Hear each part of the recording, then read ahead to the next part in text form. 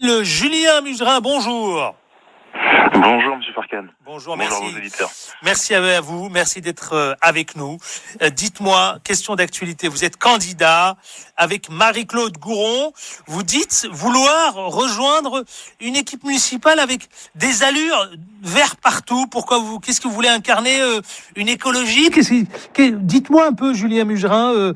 J'ai remarqué que tous vos tracts, vos affiches sont avec une dominante verte. Alors par le passé, effectivement, on était plutôt sur le bleu, parce que le bleu des Républicains ou le bleu le bleu de la République, oui. Tout simplement. Alors c'est vrai qu'on est soutenu aujourd'hui par les Républicains, par l'UDI et par Libre, mais aujourd'hui on est surtout un mouvement citoyen qui réunit des gens qui viennent d'un peu partout de l'échiquier politique, et même des gens qui sont pas du tout politisés au niveau national, mais qui ont envie d'une chose, c'est que notre ville change et qu'elle devienne plus agréable. Et le vert, effectivement, c'est parce qu'on a perdu beaucoup d'espace vert sur la ville, on est une ville qui est en voie de bétonisation, et qu'on a envie de ce cadre de vie, qui soit beaucoup plus agréable. Ah, il y a beaucoup de quartiers justement qui comptent dans cette ville, la ville de Stein. Alors évidemment, je ne vais pas tous les citer. Il y a pas mal de quartiers qui aujourd'hui ne se sentent plus représentés ou ne se sentent tout simplement abandonnés dans cette ville. Est-ce qu'il y a une raison? Est-ce qu'on a une explication, Julien Muserin, quand vous vous baladez, quand vous évidemment vous allez à la rencontre ou à la rencontre des habitants? Alors, je pense que les Stanois, comme tous les Français, se sentent un peu abandonnés par les politiques parce que les politiques ne sont plus exemplaires. Mais j'ai envie de vous dire que particulièrement à Stein, ils ont eu pendant des années un maire à qui ils venaient parler de leurs problèmes, qui leur disait oui, qu'il allait les régler, mais au final, il se passait rien.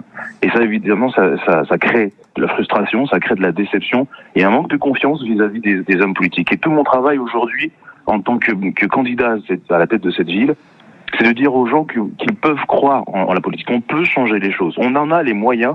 Il faut juste faire les bons choix. Après 90 ans de parti communiste, c'est normal qu'on soit déçu. Maintenant, tournons la page, passons à quelque chose de plus moderne. Je tiens à dire d'ailleurs que les maires sortants sont aussi les bienvenus ici même, puisque hier, dans le cadre, évidemment, j'avais un invité. Tous les maires sortants sont les bienvenus. Moi, j'invite tout le monde est le bienvenu ici. Dites-moi, Julien Muserin, vous, qu'est-ce qui anime votre volonté de vouloir aller décrocher la mairie de Stein? Pour quelle raison finalement? Parce que d'abord, la politique, vous connaissez ça depuis un moment maintenant. Oui, j'ai une quinzaine d'années d'expérience, et c'est un peu mon métier d'ailleurs, au niveau professionnel. Mais au-delà de ça, moi j'aime ma ville, j'aime les gens de ma ville, j'aime l'âme de Stein. Et malgré ça, on a l'impression que cette âme elle est gâchée. Il suffit simplement de parler de la réputation de Stein à l'extérieur. Quand on parle de cette ville aux gens de son entourage, en milieu professionnel, dans sa famille, notre ville n'a pas une belle réputation. Et c'est vrai que quand on la traverse, ça se poursuit. On a la saleté, on a les incivilités, et ça constitue un véritable gâchis pour l'ensemble des habitants, et plus particulièrement pour les jeunes. Moi, je pense à eux en particulier parce que quand ils vont chercher un emploi, sur leur CV, il y a marqué 93 240 Stein, eh bien, il y a la réputation de la ville qui les précède et ça crée des discriminations. Et donc, pour leur donner un maximum de chance, il faut que nous changions l'image de la ville. Et c'est sur place qu'elle se change. En mettant plus de sécurité, en prenant les moyens. Et le maire en a, avec une police municipale, avec des caméras de vidéoprotection, mais aussi en mettant une forme de solidarité, en luttant pour l'emploi, en faisant venir des entreprises, en changeant l'image de la ville vis-à-vis des entreprises, et pour que justement il y ait des ponts qui se fassent entre les habitants et les entreprises, et le monde de l'entreprise. Mais justement, parlons-en. Dans une série de vos tracts, vous savez, vous mettez un peu, comment dirais-je, les pieds dans le plat. C'est-à-dire que vous parlez carrément, vous, de vite ces élections, qu'elle approche vite, et puis surtout, vous dites une manipulation. Comment en 6 ans peut-on résoudre en 6 mois ce qu'on était censé faire en 6 ans? Vous y allez fort, quand même, Julien Muserin, non? Bien sûr, parce qu'en face, on y va fort aussi. Non, tout simplement, c'est vrai qu'il y a eu de l'action. Moi, je siège au conseil municipal depuis 2014, et on voit les dossiers qui se suivent. Et il y a effectivement eu quelques améliorations, mais pas toutes. C'est-à-dire que nous étions dans force de proposition. Nous pensions que ça n'allait pas suffisamment loin sur la sécurité, sur la propreté, sur le cadre de vie, sur le développement durable, qui aujourd'hui est un défi incontournable pour notre époque. Et donc voilà, on a perdu du temps. Et finalement, 6 mois avant les élections, c'est là qu'on lance une navette, c'est là qu'on met des caméras de vidéoprotection, on en installe une vingtaine. Enfin, quand je dis on installe, c'est la majorité actuelle. Hein. On voit que, allez, tous bouleversés. Comme on en a l'habitude dans un certain nombre de villes, on voit que certaines rues sont refaites alors qu'elles attendaient depuis le début du mandat. Voilà, on a une précipitation dans les 6 derniers mois, histoire de dire aux habitants, oui, on a fait quelque chose pour vous, qu'ils s'en souviennent bien. Mais ça, c'est les anciennes méthodes de la politique. C'est ces mêmes méthodes qui aujourd'hui dégoûtent les habitants et les électeurs. Dites-moi une question qui est un peu turlupine pas mal d'habitants de Stein. Je vous la pose clairement, Julien Mugerin. C'est celle, vous savez, du maire de Stein qui, lui, voulait faire de Marouane Margouti un citoyen d'honneur. Et alors, on a eu écho que vous étiez, vous, opposé justement à ce qu'il reçoive la citoyenneté d'honneur. Mais écoutez, moi je suis parti tout simplement de mes échanges avec les habitants. Quand vous avez des habitants qui sont en souffrance dans leur quotidien, quand on parle des incivilités, de la mixité sociale, tous ces problèmes qui sont véritablement importants dans notre quotidien, c'est ça qui pour eux est la priorité.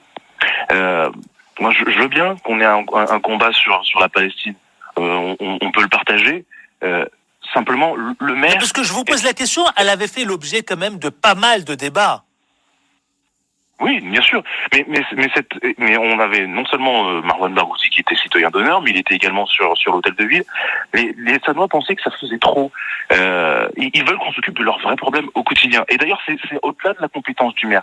Le maire n'est pas député, n'est pas un diplomate. Son rôle, c'est de s'occuper des rues, des écoles, de s'occuper. Alors qu'on a des écoles qui tombent en ruine.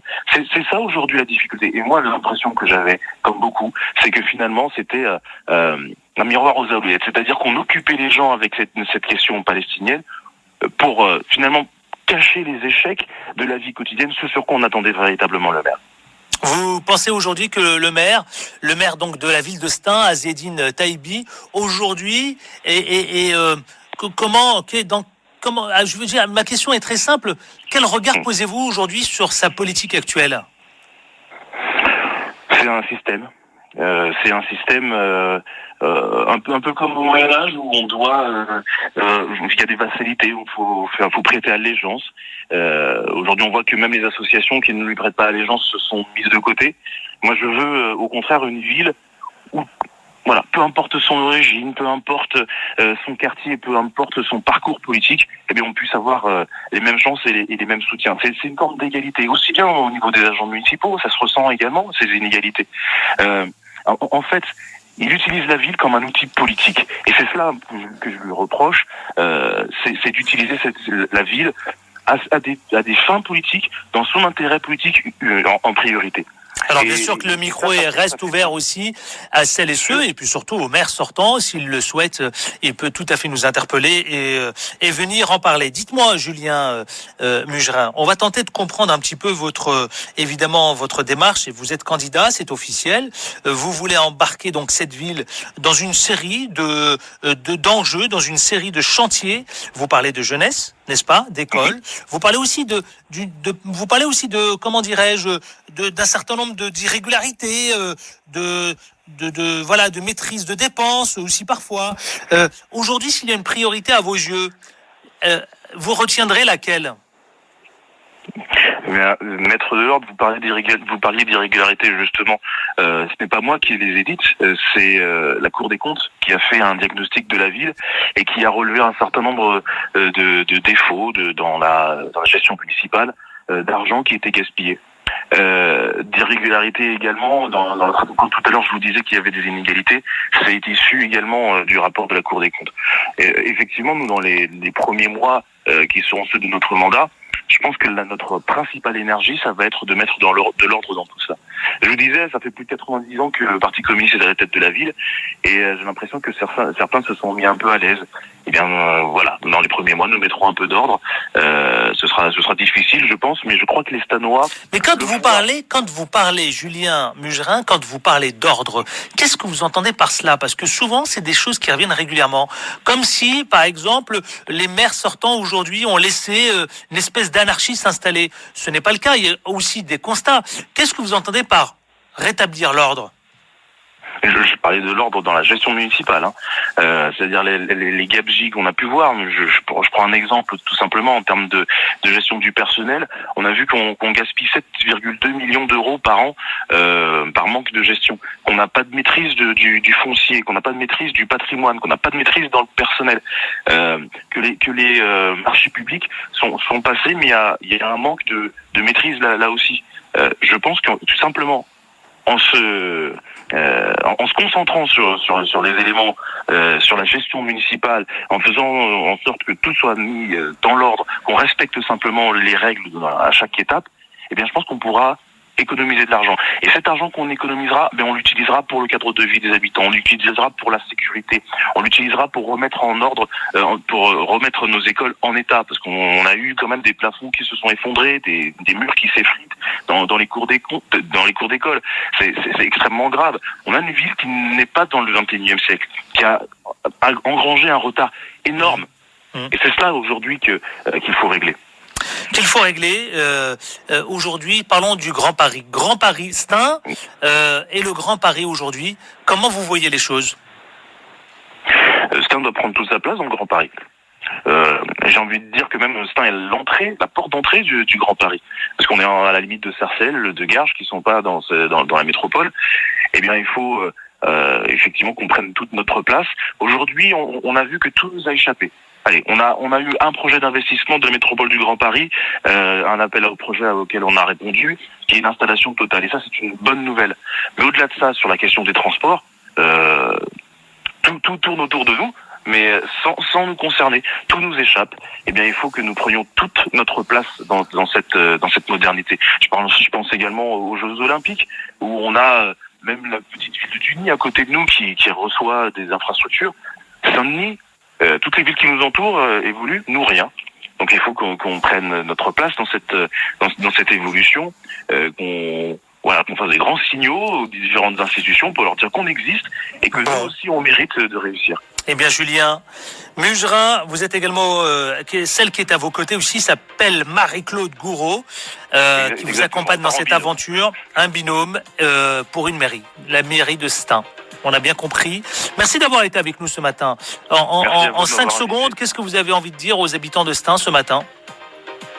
J'ai envie de leur dire tout simplement qu'on va leur rendre leur ville une fois que nous serons élus en mars prochain.